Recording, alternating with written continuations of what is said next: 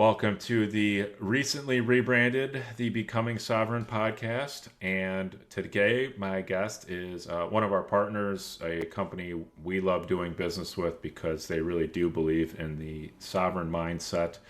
And even their setup makes sure that you are taking your Bitcoin and you're putting it into cold storage, which is by far the most important step in one's journey to becoming sovereign and beginning to have control over your money. And full disclosure, we are partners. I say that not because we're here to do an advertisement or shill our companies, but I just want people to know that so I don't get accused of, having people you're trying to pump your own bags and all this stuff. So we genuinely are here to have a conversation not related to our business. Of course, it will revolve around Bitcoin and some of those other things, but this is just a chance for me to get to talk to the CEO and founder of the Bitcoin Well, Adam O'Brien. So, Adam, thank you for joining. Thanks so much, man. It's a pleasure to be here. I appreciate that disclosure, and it actually brought me to this part of being reminded at how lucky I am to get to just have these conversations. And like, technically, this is my job, and I'm always just blown away at how fortunate I am to think about, work around Bitcoiners and just generally talk about Bitcoin. Um, you know, like my great grandkids are going to be like, what do you mean you just got to dream up Bitcoin products and services and then talk about them online? Like that's a crazy job. They're probably also going to be like, "You mean actual real people did podcasts? What are you talking about?" What do you mean you just sat there at 1x speed talking? What kind of inefficient mindset was this in 2026? Yeah, I mean, we got away with prompting the AI to do podcasts like 30 years ago, Grandpa. Come on. We're on to autonomous AI podcasting now. You don't even have to have commentary or life experiences. Come on now. So Dude, that's an interesting thought, yeah, where even me right now, playing with AI, trying to stay ahead of the curve, optimize lead gen, like all this stuff. It is interesting for me to vision. Like I've made my career, my success based on seeing technology today, playing it out into the future, and just dreaming about the future, having a vision of what that could look like, and then doing my best to just put pieces in place, build the yellow brick road, so to speak, and then walk on it. And when the yellow brick road turns into some kind of muddy swamp, you like pick a different spot to build and then keep going, and always in the name of progress and sovereignty and success and in the name of the mission. And doing this with AI at my fingertips is the first time since finding Bitcoin where I was like, whoa, this technology can change the world. And I think there's a lot of similarities between the technology we see, the cloud AI versus the local AI. I just set up last week. My project was I bought this old PC. I dumped 128 gigs of RAM into it, jeez. and and then like a 5080 card. So not even like a top of the line card, but just a pretty, like a moderately capable 5080 gaming or GPU. And I've been playing with local models. And the first thing I did, of course, was I wrote me a 21 stanza poem about Bitcoin. And I got this weird, it kind of felt like the first time I saw my Bitcoin transaction broadcast to my own node. And I was like, whoa, I needed no one's permission to have some computer, write this for me in like 3 seconds. And the poem wasn't very good and like blah, blah, blah. But like just this, just this idea that this thing living below my feet is capable of super intelligence and only ever going to get better. The fact that this is the dumbest it's ever going to be blows my mind. And yeah, as a guy in his mid 30s, thinking about what this looks like for the next 30 years, it's it's crazy. Well, I mean, to that point, it's sovereign. We had, I was not the founder. I was the CEO. I was brought in after the founder, and unfortunately, our founder has had some health issues, and so the company was thought to be one thing and then it was thought to be another thing, and like we've already iterated like three times, and that's just human beings just trying to figure something out. So imagine when you have these AI agents like doing all that. I mean, they're going to iterate your business like thousands of times, like potentially like in a second, and present you with all sorts of different options and outcomes. And you brought up, we were kind of touching on it earlier, but I'm not sure if you're familiar with Jensen Huang from NVIDIA and his sort of, basically he built a virtual world to try stuff out in, right? Like, and that was, so that's kind of what we're talking about is trying these things out and going back to the AI podcast, AI agents, I guess, podcasting to each other. Like, could you potentially have these agents basically creating fantasy worlds where none of this stuff actually happened, but it theoretically could happen, and then they're actually training themselves on this perceived real world experience that didn't actually happen, but like could happen. And I don't Well, know, that's dude, kind of blowing my mind. Yeah, yeah, you're describing simulation theory in a nutshell, right? There is yeah, this yeah, this concept of reality and what it actually means.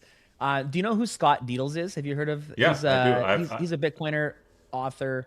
His I've new book, interviewed The Age Scott. of Time. Yeah, Yeah, it blew my mind about the way that we perceive reality compared to the current and the present. And even bringing that back, for your listeners that don't know, like I'm a Bible believing Christian, believe Jesus Christ to be the Lord and Savior of our soul and our universe. And even thinking about the sovereignty of God through this lens of like God knows all things that are about to happen, it kind of brings in this interesting like destiny type of mindset, which like if it's destined, define reality, right? And it, man, it's been messing with my mind. And then so for to hear about Jensen Huang building these, it's like how, my first thought is like, well, how good can that data be? If it's not real world data in the meat space, how good can it actually be? But then it's like, well, the fact that that's so scalable that I can just run that out 50,000 different ways, game theory, like on, max steroid mode. And it's like, well, over 50,000 ways, probably the average just works, right? If you run socialism out 50,000 ways, you're going to come to realize that it sucks, that it's not good for anyone, right? If you run the fiat world out 50,000 times, you're going to realize that it sucks. Maybe in one or two scenarios there's some weird outlier things that like make it work. But like at the end of the day, the law of averages state that the wrong things will not prevail over a long enough time frame and across enough of a of a I don't know, base of a spectrum or whatever. And so it kind of checks out. I was investigating to see, how can we build tools that people want just in a flow. And yeah, man, it's a crazy world that we're about to embark into. well, I would say even if you ran out socialism 50,000 times, you wouldn't even get one outlying case where it worked. But that's neither here nor there. But as someone who's a believer myself and grew up in a Christian household and going to church ever since I was young and Sunday school and all this different stuff, that it's funny you brought that up because that is the one thing that, I take it for faith. I trust God. I've talked with God. I feel God in my life daily. Like I want to be close to God. All these things I understand. I can't feel and touch it, but I also know He's there and have experienced Him personally in my life. But that is the one issue. And listen, I've had all sorts of questions about creation. Was it just an abstract number? It seems pretty obvious to me there was clearly civilization kind of, here before, and then Noah came in the picture, and then did we have other civilizational resets? And all that stuff is kind of open to interpretation. That I don't think you can actually, disprove Christianity with that, or like really throw a wrench into something and say, well, the timeline just doesn't actually add up, because I think it does. And your reading of the Bible may just be too elementary to kind of piece all that together.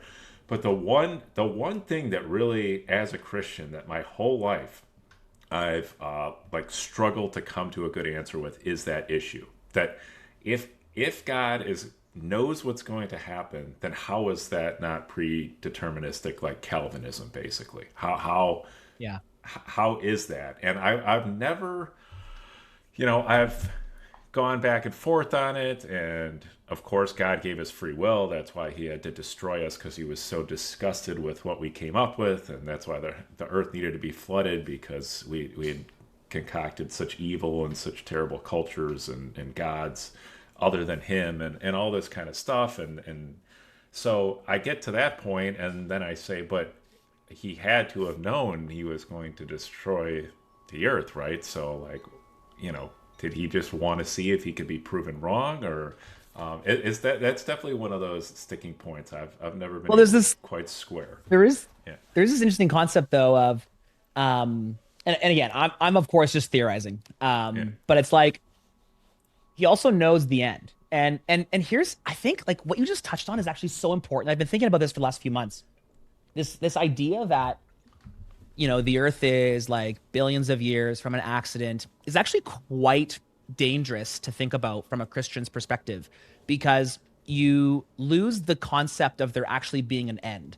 If the earth is already billions and billions and billions of years old, then the idea of there being an end is is difficult to conceive, right? It's like, oh, well, Jesus is coming back soon, like yeah, whatever, in a few more billion years, like who cares, right? You kind of play fast and loose with this reading of the Bible. But if the earth is, what the Bible says, 6 to 15,000 years old, depending on some like math and the way the genealogy is working in the Bible and stuff, it's like, and the Bible's pretty clear there's an end. Like it's pretty clear that the world's going to end. Heaven comes down to earth, millennial reign. Like all this stuff is very clearly depicted in the Bible, which I think Christians believe to be the word of God and like the authoritative truth on things.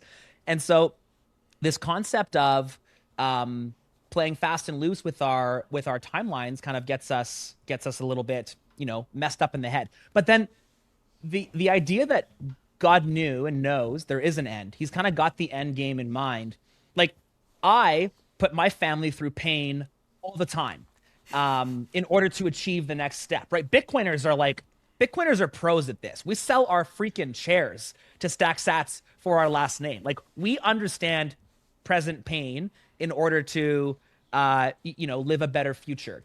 And I wonder if at the scale of the universe, you know, flooding the earth, God knew it would happen, but he also knew the glory, bringing heaven down to earth, understanding what eternity with his children looked like.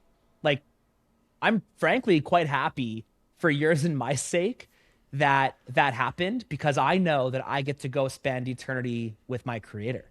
And the whole tie together of like the fact that it's timeless, the fact, yeah, it happened thousands of years ago, and like it's tough to ignore global flood at this point. If you don't believe in a global flood, I don't know what you're reading or yeah. looking I at, but it's just I can't wrong. help you. Like Yeah, yeah, yeah, you're out to lunch. And so yeah, this concept is deeply fascinating. And yeah, for those of you that follow me on Twitter, people are calling me out on it now. I'm tugging at this Calvinist string. I actually don't personally. So like Calvinism and then Arminianism, right? Those are kind of the two, like hyper free will versus like hyper destiny. I think neither of those things are in the Bible, so I just don't subscribe to either one. I think balance is probably where the truth lies. And I'm also super comfortable with giving God the ability to have two things be true at the same time that us mere mortals just can't fathom. The same way an ant can't process how we cook a cow to eat it. Neither can human beings consider that someone can have free will and it be predetermined. And I'm just like, I'm comfortable letting my faith take over at that point, because based on what I can see and based on what the Bible says, it seems to both be true. Well, that's basically where I've come to was both of that is like the exact conclusion I came to is that like I guess I'm just going to have to hold these in cognitive dissonance, accept they're both true, and then also accept that God is so much more powerful and and extraordinary than I am that I guess it just has to be like also, just let the record show. I was not referring to like going, 8 billion years back. I was referring to much more of the like, are we 20,000 years old or are we 6,000 years old? And oh no, like all these ancient civilizations never happened, and was there a possibility that maybe some of the structures we're seeing today that we call nature aren't actually nature? Maybe there was something before, or maybe they were nature but in a different form. And so just all of that stuff. But I agree. And the whole 8 billion years. It never made sense to me from first principle, like the Big Bang. Well, where did like the material for the Big Bang come from? Like, I just don't understand how anyone can legitimately argue that without just saying, well, that's our version of faith. So, Yeah, and that is kind of it. It's like yeah, it's their version of faith. And also too, I think the Big Bang, like ignoring the law of conservation of mass is a pretty big ignorant position. But then also this idea that even over billions of years, gender, like the fact that two separate genders could evolve at the same time in the same location and then learn how to procreate um, from the same species is that's a big leap for me. Imagine a little piece of moss evolving such that, within a span, like humans are fertile for like 30 years only. Like that's not that long over the no, span of 8 billion. And or I don't know how old the Earth's supposed to be, 6 billion. However old the Earth's supposed whatever. to be. Like There's so many billions, different. billions. Well, well, they say billions, but then sometimes they say 300 million years. So I don't know. Like, Right. they're But just even guessing. Yeah, it's like like a the 30 national year debt. window. You can't even imagine $40 trillion. It's unfathomable. Yeah, like these numbers Yeah, are so absurd you can't even. Which I think is part of the game. But yeah, it's the same way like we're 40 trillion in debt. How do we get out of it? It's yeah, like print you more. don't. That's Yeah, literally the only answer. yeah, It's like we're and these numbers get so big, they get blasted out to something that's like not really no one really takes them serious. It's such an unserious position that it gets like you just yeah. From my perspective, if a first principle perspective can't, reasonably conceptualize it and you can't game theory it out, um, and you can't recreate it, it kind of doesn't hold much weight to me. And yeah, and then so people and I've had people say, "Oh, well, look at the Bible, all these old stories." Like, yeah, the Bible has insane decentralization over time and author, and it's historically verifiable. Even if you don't believe the majority of history, you can still historically verify the Bible, which is like mind blowing. To see people referencing like throughout the Bible. I mean, man, we took this down a weird, or I took this down a weird path really early, and I apologize no, no, if this is we're fantastic, man. Yeah. I was yeah, just reading. I was just reading from the book of Habakkuk before I got on here. So, like the most obscure, weird book in the Bible. Well, maybe not, but one of the more obscure, weird ones. So, I'm down for obscure, weird, biblical conversations here. yeah, man. No, yeah, it's so cool. And then lately I've found too, it's interesting looking at the world through this perspective of like this is a new thing. I've been a I would have called myself a Christian since I was 12 years old. Maybe not been walking with God in the way that I am today for those 20 years. But only in the last 5 have I kind of looked at the Bible as like, all right, everything the Bible says, I'm going to take as fact. And unless I can physically disprove what it says, I'm going to give the Bible the benefit of the doubt. And that has completely shifted my perspective. Even like the weird laws, like, oh, so what? You can't eat pork? That's so dumb. It's like, no, no, I can eat pork. It's just bad for me. Like it's just riddled with parasites. Delicious, but riddled with Delicious has parasites. nothing to do with my soul. but it's like it's just bad for you. The same way processed sugar is bad for you, pork is. It's like, oh, what about tattoos? It's like, yeah, injecting foreign substance in. Like, I've got tattoos. Like, I'm not sitting here like some holier than thou. It's like it's you just read the Bible in a different way when it's like, yeah, maybe they're just giving you insights to how to live a better life. Yeah, well, that was a lot of the Old Testament, right? Was a lot of those laws were for survival. Not eating pork or not mixing shellfish with or dairy uh, with other types of meat. Like a lot of that was just survival because it was like this might be clean, but that's unclean, and that was the whole point of keeping kosher was to make sure your animals were sanitized when you were eating them. So yeah, I mean, there was just a lot of good. Bear Grylls would have been happy with the Old Testament for sure. And actually, I Totally. just found out he's a pretty devout Christian as well, which I didn't know, but Oh man. which is kind of cool. But to that point, what you were talking about earlier is, see, I was even worse than you. I wasn't like rationalizing the Bible. I was a Christian since I was younger as well, and I went through my phases of not walking with the Lord. But I always believed in the inerrancy of the Bible. I just kind of chose to ignore it, which is like the worst thing you can do. So I was just like, well, there's certain things I do like, certain things I don't like. Maybe that was misinterpreted, and I Right. kind of was just, I rationalized it in my head, and then was like, we're just not going to look any further at that. I don't need to dig any more on that. That's a rabbit hole I don't want to go down.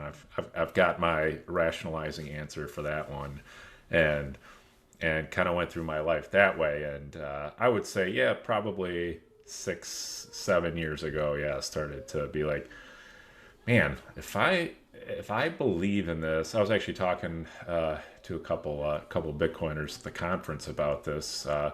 That if I actually believe this, I should be taking this way more seriously. There needs to be Totally.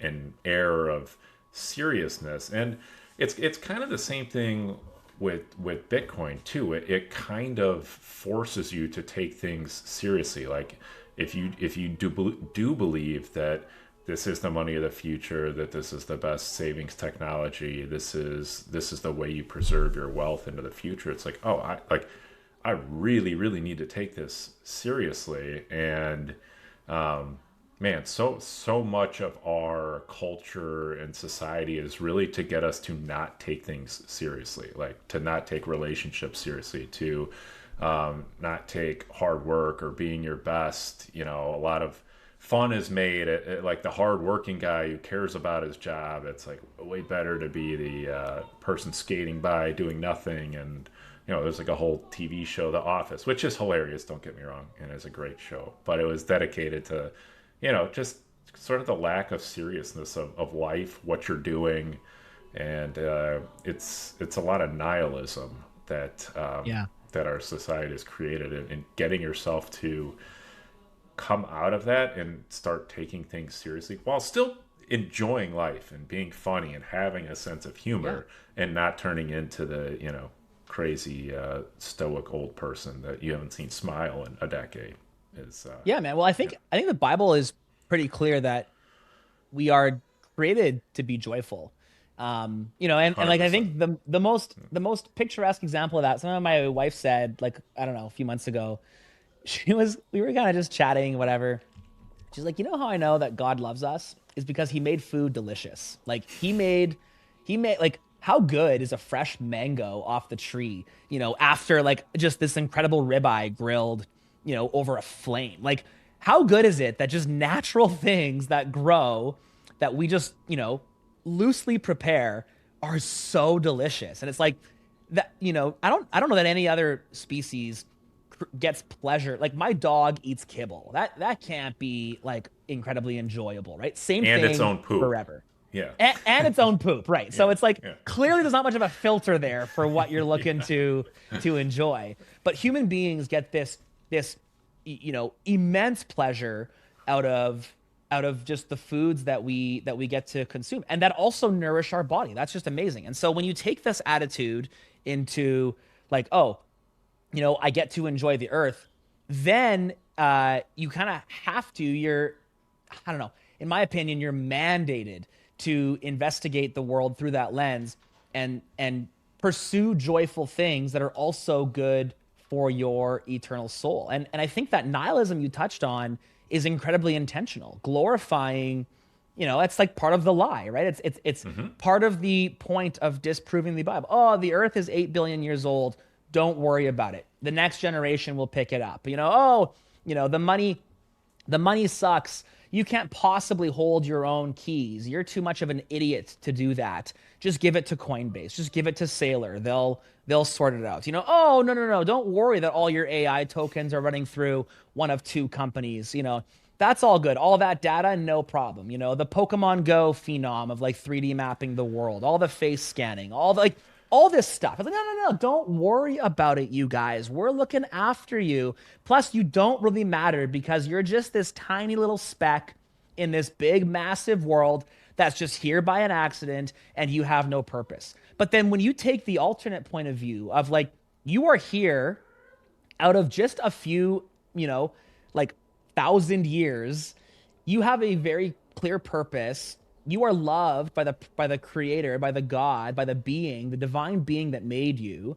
And by the way, you get to spend eternity with that being. That's a very different mindset to go into life with. All of a sudden things matter. All of a sudden you have a purpose and a being, and you have a desire to work hard. And I think that's yeah, like we're going through First Peter at my church right now. Dude, that's a hard letter to read. That's like and for listeners that don't know, like Peter was like all over the map. He's the guy that like walked on water, and then the guy that was like, I don't know who Jesus is. Like, don't look at me. Like he had the full spectrum of life.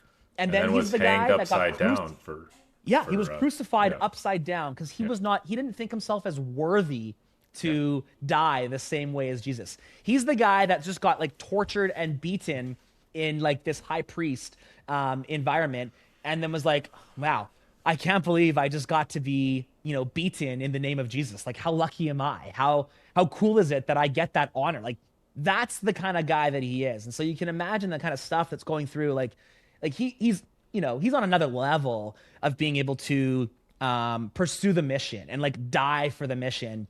And yeah, looking at it through that lens, like it's easy to read these books and be like, oh yeah, fairy tale, oh really old guy, big giant, rock in the head, da da da, big flood, whatever. But like when you read them through this lens of, okay, this is the only thing on earth that's not corrupt. What can I learn from it? It is amazing, and it completely changes your entire worldview. Yeah, I mean, I think that the Bible has like the most historical agreement on its accuracy. Like it's Yeah. kind of like the one thing that even the religious and the non-religious are like, well, I may not believe in the teachings, but the historical records are accurate, and it's actually a book that's used quite frequently to map a bit of history as well. So But even to ignore the teachings, like I don't know any sane person on earth that can be like, "Oh yeah, we should just kill people for sport." Like, you know, it's like what like show me a teaching of Jesus and then be like, and then other people are like, "Oh, well they had slaves in the Bible, so it was bad." It's like, "Yeah, read that again." God condemns the slavery. God is showing the slave owners how to treat the slaves better towards an eventual abolishment of slavery. Like, read it. Like read it with an open mind, try to disprove it, and then come at me because you can't. You just can't. It's truly a remarkable thing. it is, and well, and the other thing too is the more time you spend in it, the more time you spend in prayer, the more time you spend reading other stuff, and actually taking time in your life for some quiet, some reflection, some tranquility, some actually, asking God, hey, talk to me. Like, you, I mean, you will experience God. You will experience the Holy Spirit. Like that, it will happen to you. And I've talked about it before on this podcast, but that's always, I get crap sometimes on Noster from the atheist crowd that I'm a Bitcoiner, but I'm trusting, I'm not verifying, and it's like, man, I Dude, but spend time like talking to God, and you will verify for yourself, bro. Like I totally. promise you Well, that. and also So like yeah, the fact is you cannot go through life without trust. And so you're trusting a scientist to believe that carbon dating is is accurate, right? It's like carbon dating breaks down really quick when you start to investigate how did we measure this, Oh, it's and yeah, yeah, you're trusting, that life can come from non-life because no one in the history of the world has ever recreated that. You're trusting that the universe was just absent and void for billions of years until it wasn't suddenly for no reason. Like you have to trust all that stuff. And so, or there's this book that tells you what happened that also you can kind of like piece together pieces that corroborate that story. And by the way, that was written over thousands of years. Like we have an incredible amount of decentralization. What is it? 40 authors, 1500 years in 3 or 4 different countries. Like, show me a better historical record. You like, what? Yeah, the trust me, bro, collusion is science. tough. Yeah, Yeah, collusion yeah, is pretty tough yeah, over a millennia, yeah, right? It's hard to do. So yeah, no, I think, but yeah, and I have a great amount of empathy for those people because they're advocating for what they believe the same way that you and I would. for But sure.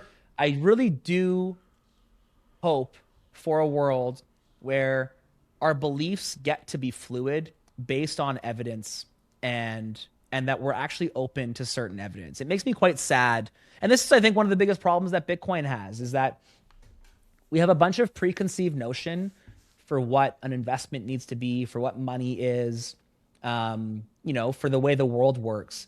And that preconceived notion is based off of, you know, an indoctrinated upbringing at best, and a very short, I'm talking dozens of years of history.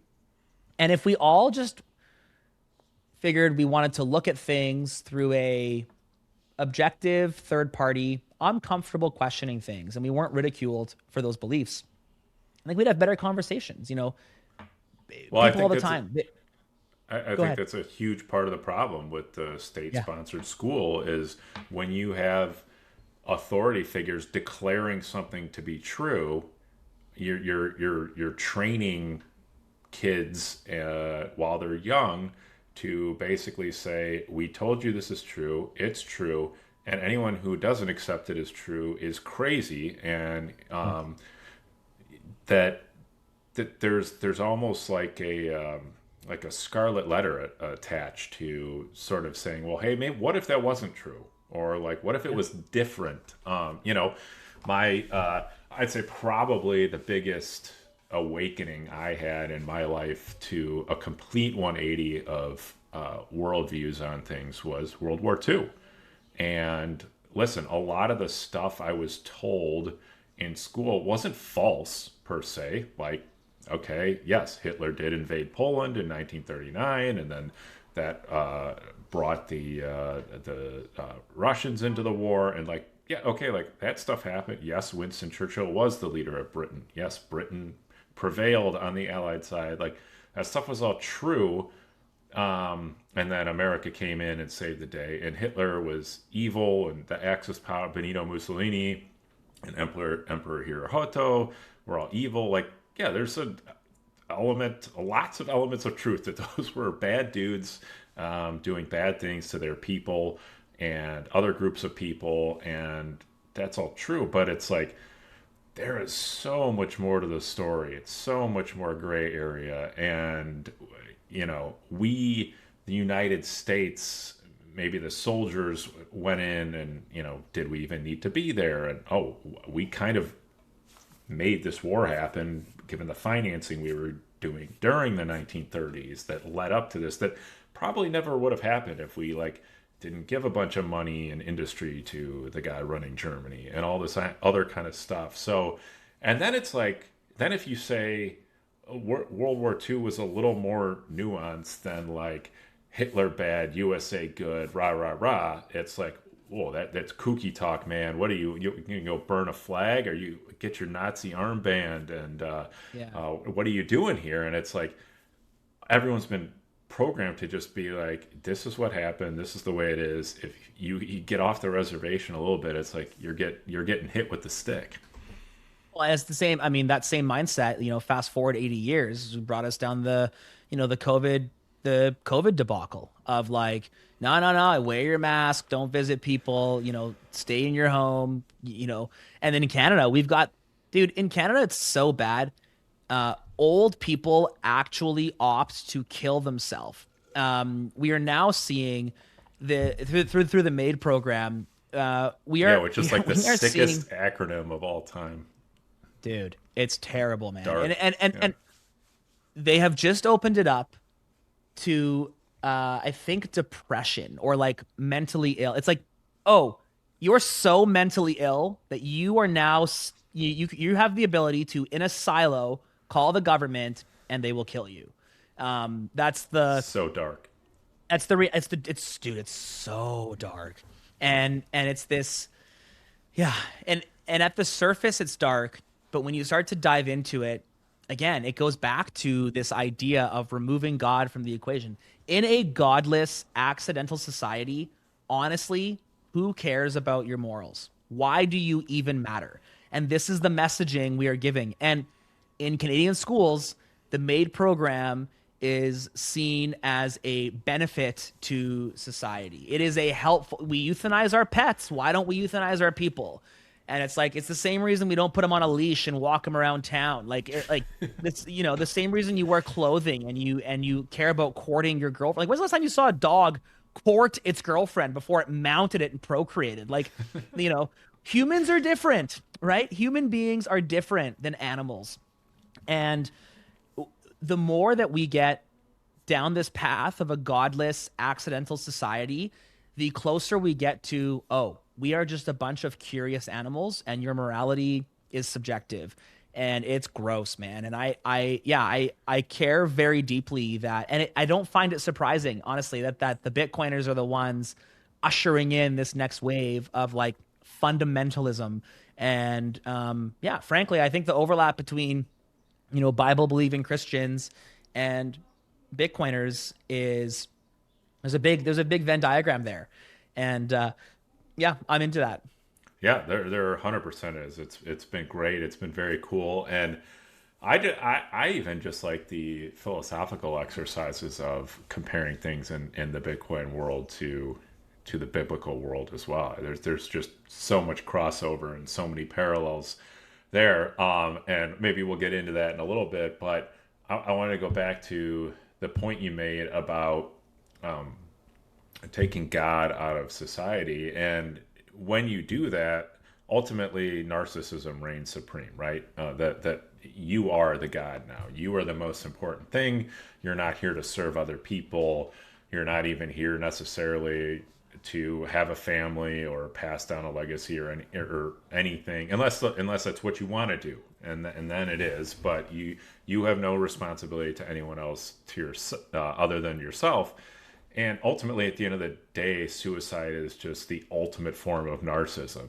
Narcissism is that you matter so much, your pain is so great that the only way to solve this for you is to exit, and that you don't care about the people around you, you don't care about the people that love you, you don't care about anything else really other than sort of your moment of comfort or discomfort, if you will, right now. And if you're able to succumb and convince yourself of that it really, not to say that there aren't people who believed in God that haven't ended their life or anything like that, but it just becomes a much more likely outcome when the focus is selfishness and narcissism and you above all.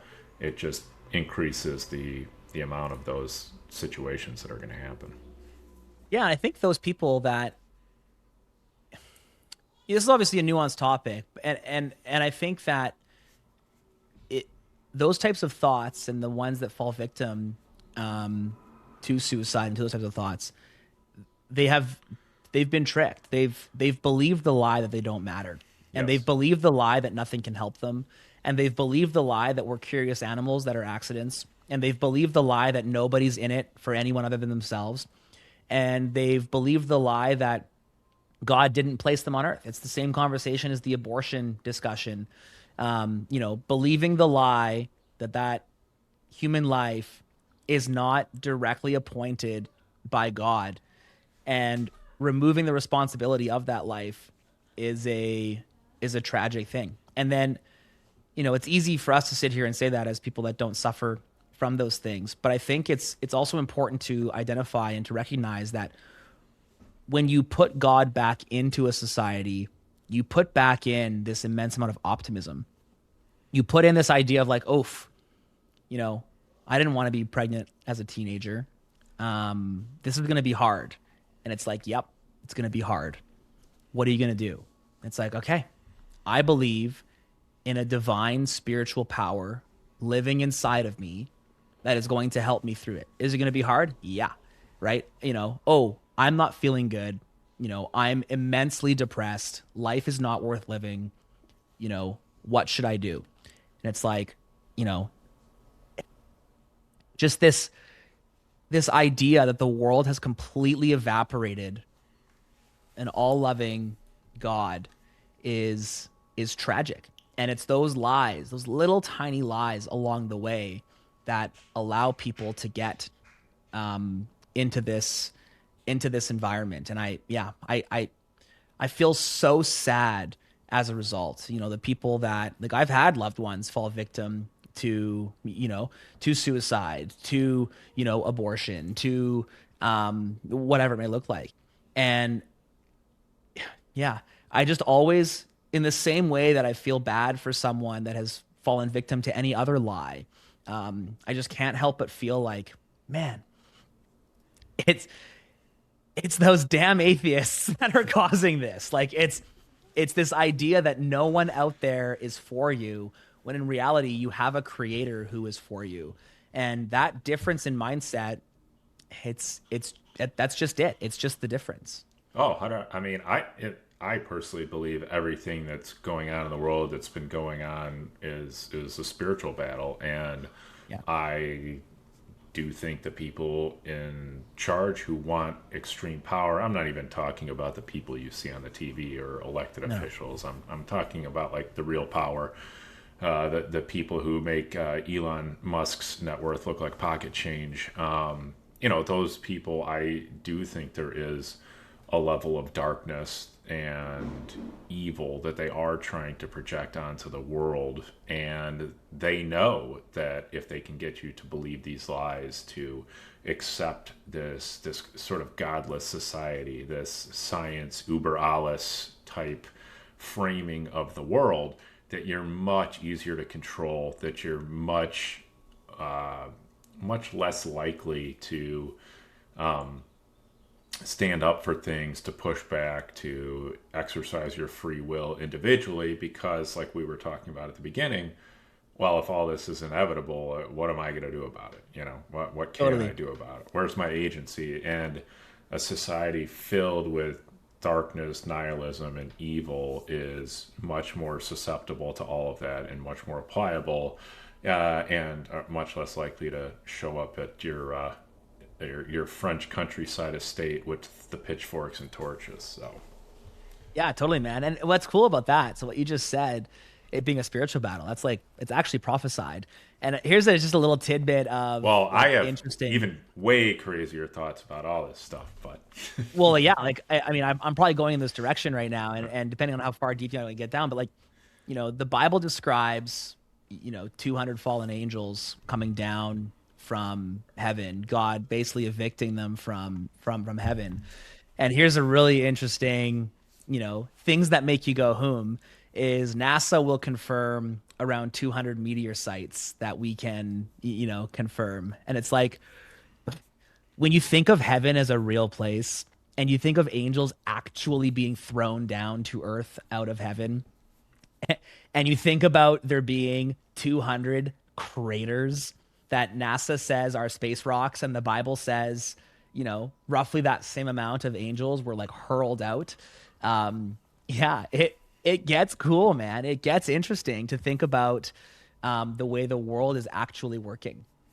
Well, I mean, we're really the first society, kind of, I'll say, ever since sort of the Age of Enlightenment, which, of course, everything is a misnomer, and we've actually become much more unenlightened. But we're like really the first culture that didn't believe in sort of a connection between the spiritual and ethereal and the actual Earth, like that what's going on here is actually tied to something greater, call it spiritual or frequencies, or that that doesn't exist, and we would almost consider it magic. Or I don't want to say magic, because magic has sort of like a dark connotation to it, but like uh, uh, what's the word I'm looking for? Paranormal or extraordinary, like literally extraordinary, not the way we kind of use it in colloquial terms these days. Um, that it's that doesn't exist anymore, is like that we're embarking on an experiment that has never happened before, and personally I don't think it's going very well. So Yeah, man. No, I totally agree. It's not going well. And you can trace it back. Like you can, the separation of human beings from agency is inherently anti-biblical. Um, and yeah, when you separate God from society, it just, I mean, go figure, things get worse. And yeah, here we are living in it with a dollar that's demonic, and leaders that don't care about your freedoms, um, and or your self-worth, and them not even caring to hide it anymore. It's dark.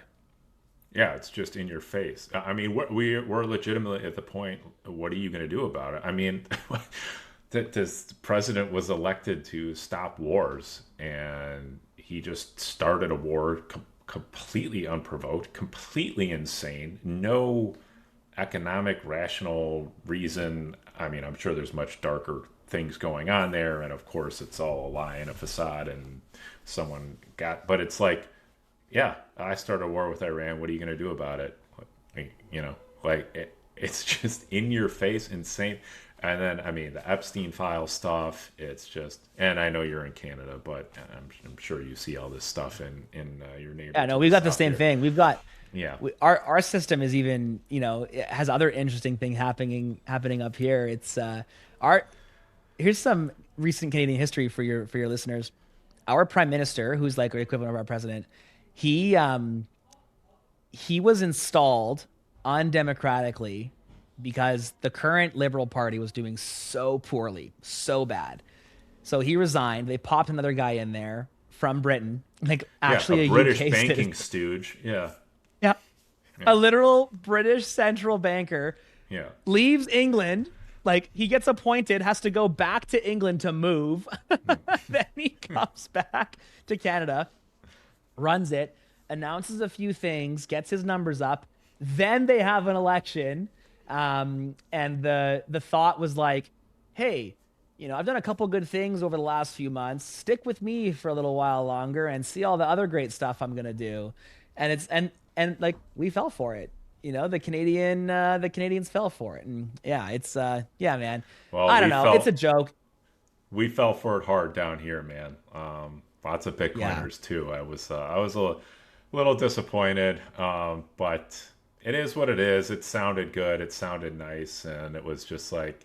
But I will say though, I mean, it does feel like this was kind of like the last. Like, okay, we'll give this a shot. We're gonna try this, and like, all right, now I feel like it's kind of like, all right, no mas, the system doesn't work. It's a joke. It's not designed to care about anyone, protect anyone. It's all serving the same interest. And I felt like people were like, okay, this is the one shot we got, and then the one shot happened, and it was just a complete abject failure. And more than an abject failure, like we were saying earlier, it was just directly rubbing it in our faces, just like, yeah, we're not going to do anything about this. I told you we were going to get to the bottom of the Epstein files. Well, I'm in it too much, and so are all my donors, and we're going to give you some redacted version and of 1/100th of the actual information we have. And yeah, what are you going to do about it, huh?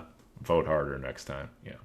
Vote harder, man. And that's kind of the sad reality of where our world is they've given us through democracy the illusion of control so that they can turn all this around. So the other side has the ability to say, this is your fault. And it's two sides fighting each other rather than the people, the individuals kind of fighting the system. And that's been the greatest trick, man. It's the greatest trick is this illusion of control in a system that is designed to keep you broke and unhappy. Um, and yeah, it's sad to see many of my peers, many of my friends, many of my family falling for it. Um, and it's all in the name of nihilism. And yeah, I mean, lucky for me, like dude, I just can't believe how fortunate I feel to have a group of Bitcoiners, to have a group of friends, to have a group of like-minded individuals. Like for anyone out there who's feeling like, yes, I'm agreeing with everything here. Like, what do I do? It's like you need to find the people. There are people like us. There are people that believe in an optimistic future. There are people who are optimistic about, where the world is going to be and what the point of all of this is. And you have to find them. Make that your immediate goal is just find those people and shifting up your community in that way. I'm kind of going through this right now. Like my wife and I are in the process of, we just kind of left our childhood city. We're in this new city and this group of new people. And, again, like when you read the Bible, I don't know. There's a lot of people that just sat in one city for 90 years. Um, Definitely not in it biblical times. No, that no, was it quite was definitely infrequent. like you, Yeah. yeah, you bounced around and you look at like, the way that the New Testament, the book of Acts is written, it was like we were here for a few years. We were here for a few years. It was kind of more of that nomadic lifestyle. But like, what do we have? Well, now we've got this consumeristic lifestyle where you've got like, I just left this house, man. We lived in there for 10 years. We had so much stuff. I got a storage unit full of stuff that I got to deal with. And it's like, it's all just anchors holding us back. And then, now let's tie that back to Bitcoin. How good is it that and by the way, why is that the case? A little bit of like me, my own, problems that consumerism and all this stuff.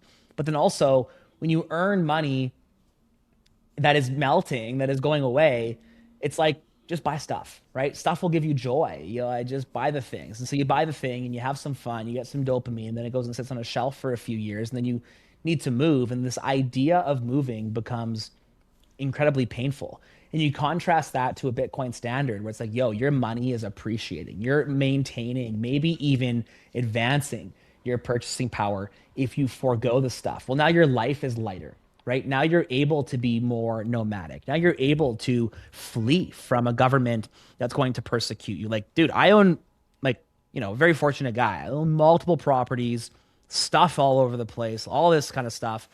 And the thought of being able to leave is very important to me, but the thought of leaving is very daunting. I'm going to be leaving, how many millions of dollars in property? Just what am I going to do? Just forfeit it? I'm just going to like give it up. All that value that's like sitting there. I did all the right things. I like worked hard. I bought a house. I then bought another one and rented that one. I was like this landlord, and then I had my equity. I rolled it over, bought a second home. Like I did all the right things. And what did it get me? Well, it got me a boat anchor. When your government turns on you, you can't leave because all of your wealth is sitting here stuck in this system. Again, contrast that to a Bitcoin standard. It's like, oh, my wealth's sitting in my head, right? I've got this tool that I can carry wealth anywhere in the world, give it to anyone in the world at the snap of a switch, at a couple taps of a button. Like, how empowering is that? I don't need a lawyer. I don't need a real estate agent. I don't need a market dynamic. I need none of that. I just need like a Bluetooth connection, not even an internet connection at this point. Yeah. And it's Well, like, that is so empowering. And when I think about that, the way that Bitcoin and this Bitcoin mindset has changed the future for me and my bloodline. Oh man, it's remarkable. You're saying this to a guy who is in the process of moving to a much larger place. So, um, I Hey, don't fill it no, up with no, don't fall into the trap. we're trying to fill it up with children. So that's That's the the way. plan. Yeah. How many kids do you have? Just one, another one on the way, but Awesome. yeah, that hoping that's not going to be the end. So, Yeah, man, um, I'm bullish on that, dude. We're my wife and yeah, I. My wife's an absolute like we got so lucky, man. For no reason, no strategic reason, I convinced my wife to marry me super young, and we started having babies right away. And we good got for you number five guys. coming Yeah, pretty quick here. And yeah, same thing, like no end in sight. I'm just like I'm calling this one the start of the second batch. My wife doesn't love that term too much, but it's like it's just the reality of the situation. And yeah, I'm so bullish on, my oldest son is going to be 10 when our fifth kid is born here in a few months. And I just like that's going to change him. And if we keep going, like I think about how much I matured having I had my oldest son when I was 23 or 20, maybe just turned 24, somewhere like I was young 20s, mid 20s, and how much I had to mature, obviously. And it will be different for him, but I think about if we keep going, we keep having more kids, he's going to be 12, 14, having babies in the household. Like how much further ahead, how much more mature is he going to be from like, other 15, 14, 15-year-old kids that are just like, you know, addicted to screens and Captain Crunch and Lucky Charms in the morning and like not eating proper diets and not consuming proper content and not working towards any. It's like how much further ahead are you going to be in life? But again, like we've condensed the world and it's you know small house, small apartment. You got no room for any children. They're too like I got a buddy. I had a conversation with him last week.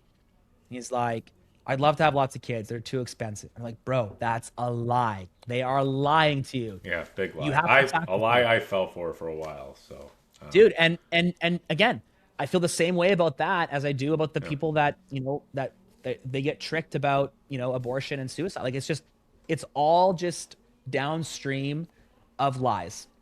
Children are not expensive.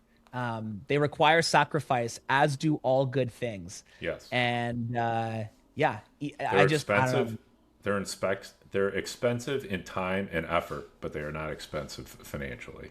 So Totally, man. And now, even yeah, time now, if, and effort, it's yeah. like deeply more impactful Oh, it's to great. spend your time Yeah, on them. yes, it is. It's worth every second, and it's amazing the joy you get from them. Um, but the actual, yeah, the financial part of it, it's like for the first years of their life, they're drinking milk or they're eating what you're eating. You know, the clothes are like it's like $3 for an outfit, if that.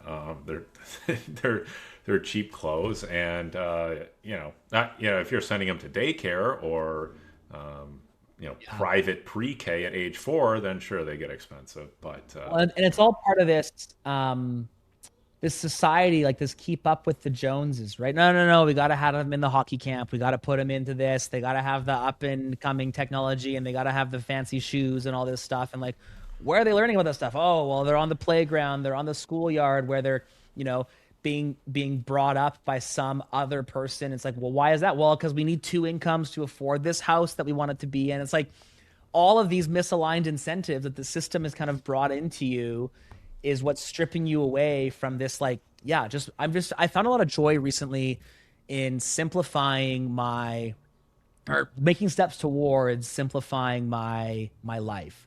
And it's like looking at just the storage unit of stuff I have to deal with, it's just a stark reminder of like, man, I none of this is making me happy right now. And I don't remember when it did compared to building for our customers. Again, I just feel so grateful that I get to build in this Bitcoin industry because I get to think about the thing that I'm incredibly passionate about and then build it.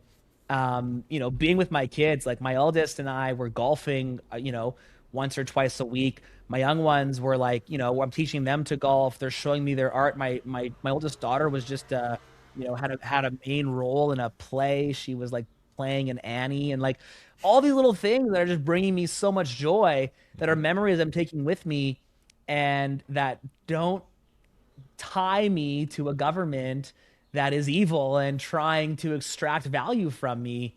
It's like this is the better way to live, and I see that so broadly. But you know, when you look on TV, it's not an easy picture to grasp.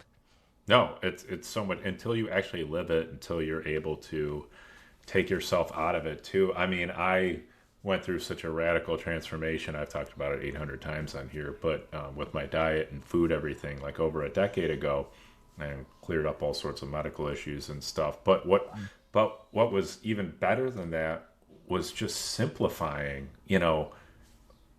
what I was eating. It was like I could eat the same thing for lunch every day of the week and be fine, or I could eat 3 nights in a row of the same meal. Before it was like I gotta get Chinese for lunch today, and then we gotta have Mexican for dinner, and then we gotta have pizza for lunch, and it's just like all of this was like so. It turned into like a chore, like actually taking my time to just figure out like how do I diversify my eating portfolio, and it was such a waste of time and so stupid and obviously unhealthy and expensive, as well, as opposed to just making a pot of chili from ground beef that you get from your local butcher on a Sunday and then having it for 3 meals during the week, or throwing a roast from the cow in the crock pot, or just eating eating ground beef and like taco bowls or taco Dude, and shells or like, whatever. Like it's just so much easier. yeah, and it takes that. I've been investigating this concept of the sideways energy lately, and it's like, what am I spending time and resources on that is Yes. not actually improving my bloodline, is kind of how I qualify it. And yeah, diet, clothing, Oh, moving. Like it's just like all this taxes. It's just all this sideways energy of, things that are just leeching from me, when like every minute I'm not with my kids, I want to be building my business, and or my family, I should say, like, my wife and my kids. And I want to be building my business, and it's like the fact that I'm not is probably there's some sideways energy going on. yeah. I love. It's interesting. I've never heard it phrased that way. Is that like an actual term that's out there, and I'm just ignorant to it, or is I don't know. I just kind of thought of it. I'm sure someone. I'm sure I'm not very original, so I'm sure I heard it on a podcast somewhere and I just adopted it. But yeah, grab sideways energy? energy, Just man. yeah, yeah. Sideways. Yeah, we also we got rid of all the old closets last year. Completely redid them all. I mean, they were falling apart. They were in bad shape. And the amount of crap, like as we took those old closets out, that were just like, don't need that, don't need that. What is it doing here? And just threw it all. I bet I reduced my wardrobe by 50%. Not What? exaggerating. And I'm just like, this is just so much better. And I I'm not staring at 800 different outfits trying to figure out what one. I don't know. It's just like I have 2 pairs of jeans now. That's really all I need. Like I just yeah, simplifying all this stuff. It just makes going through life much easier. I don't know. Yeah, man, much more enjoyable. And the funny thing is, man, like I had people tell me this, and I just kind of thought like, oh, you're an idiot. you know, I don't trust anything you say. You sound like some sad panda loser that I'm not going to learn from. And I don't know if it's the older I get. I don't know if it's the more persecuted I get from the government. I don't know if it's the more I dive in the Bible.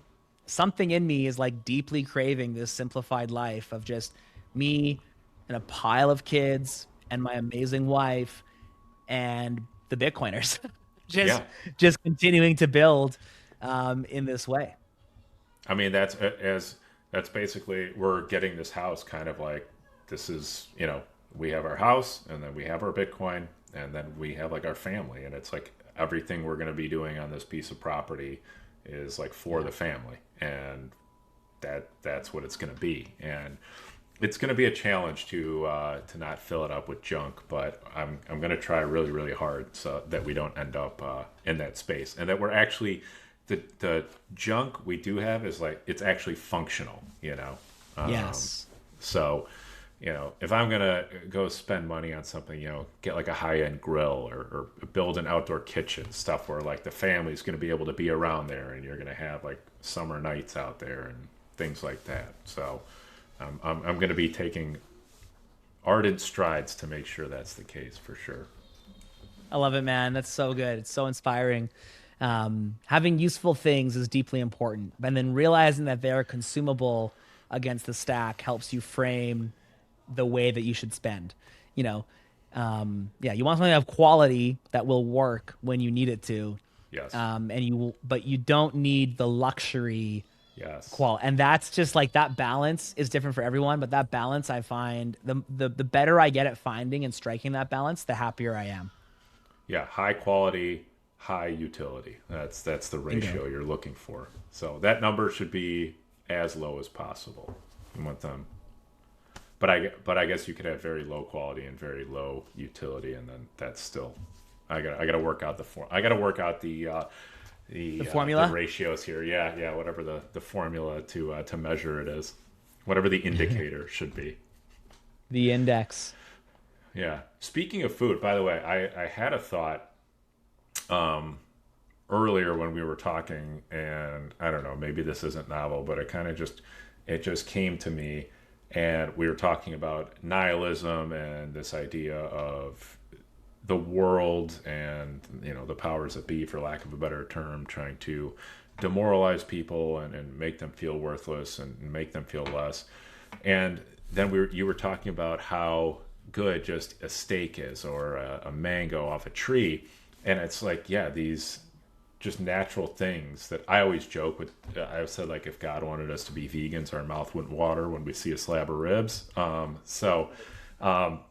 know, I was also thinking though, like, yes, there's the fiat angle of it, that we destroyed the money, and so we added all these preservatives and shelf stabilizers and other things to stretch the food, use cheaper inputs, so the cost would be hid, and all of that.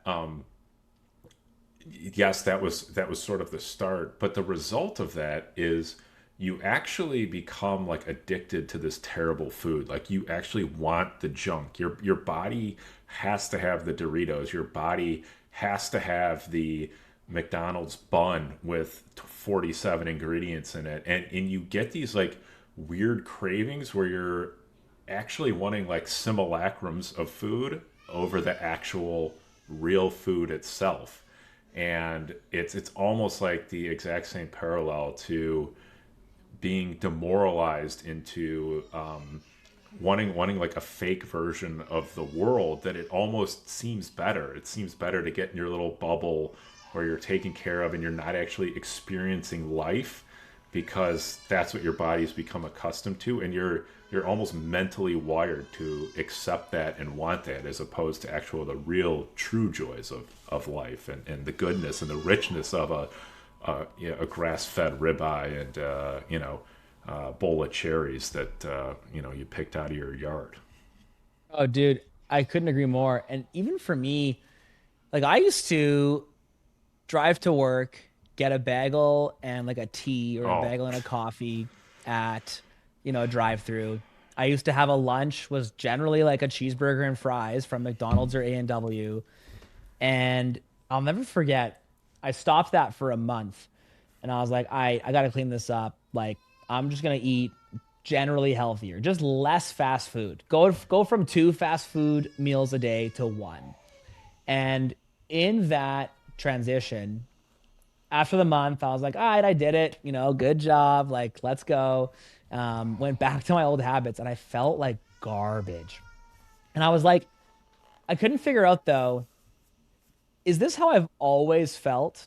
And I was feeling better and now I'm worse? Or did I like build up some kind of immunity to the trash, to where I was able to push through it? And I still don't know the answer to that question. I think it's a you don't know how bad you feel. Totally. Because Until you're in the future looking back. yes, yeah, exactly. Like, I mean, I just look at some of these people, and I genuinely feel bad for them. I'm like, I know you don't want to look like that. I know you don't want to be like that, but it's like you're like you either don't know or don't have the self control or whatever it is. But it's like I know you're hurting inside. Like this is just an outward express. Like your physical appearance is just an outward expression of like inward pain you're dealing with, and like you don't want to look like this. You don't want to feel like this, but you don't even know what it feels like. Similar to what you were saying is I stopped drinking Diet Coke and I started drinking black tea, and I felt like a trillion times better. And then I did that for a long time. Like I just went straight cold turkey, like switched from Diet Coke to black tea. I did that for like 6 8 months, and then went back had like a Diet Coke. I went on like a mini binge, and felt horrendous, like just absolutely horrendous. And I was like, same thing. I was like, I've just been poisoning myself this whole time. What am I doing? And thankfully, I like quickly reverted back because of how bad I felt. I was like, I was like, I can't go back to this anymore because. And I mean, throughout the day, I would just be like up and then down and up. I was just like spike up, crash down, spike up, crash down, spike Yeah. up, crash down. And it was like just miss. I would get like moody when I was like coming down off like my Diet Coke buzz. And it was a bad spot to be. But I just truly didn't even know how miserable that existence was until I was like, let's cut that out and like just drink black tea, no sugar. And, you know, Yeah, man. No, it's crazy. It's amazing how the body is created to, you know, do certain things and feel certain ways when you have certain inputs, and how our entire world seems to just want to mask those things. yeah, it's telling you stuff. It's giving you information. It's like, you know, when I eat a lot of carbs or sugar, like I can feel my pants getting tighter. I can feel my wedding ring getting tighter. I can feel my watch getting tighter, and it's like, hey man, slow down here. Like you're getting a little puffy here, buddy. So Yeah. yeah, but oh man, all right, Adam.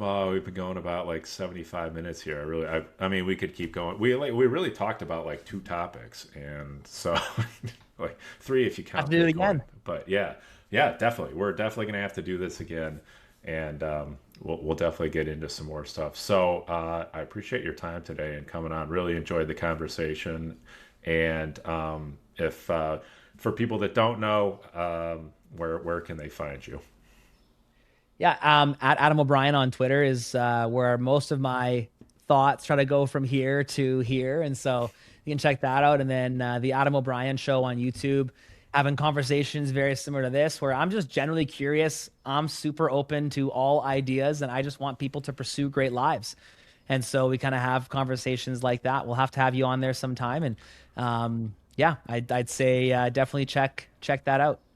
Yeah, would love to come on. And in the company is Bitcoin Well for people that are unfamiliar as well. So check them out as well. Great company doing great things, getting people set up into self custody straight from the exchange. So I don't know what it is with you Canadians going straight from purchasing to cold storage, but you seem to be doing better than us Americans on that front. So Yeah, dude, I uh, will say it was definitely shocking to see the American response to self custody. It's pretty hilarious.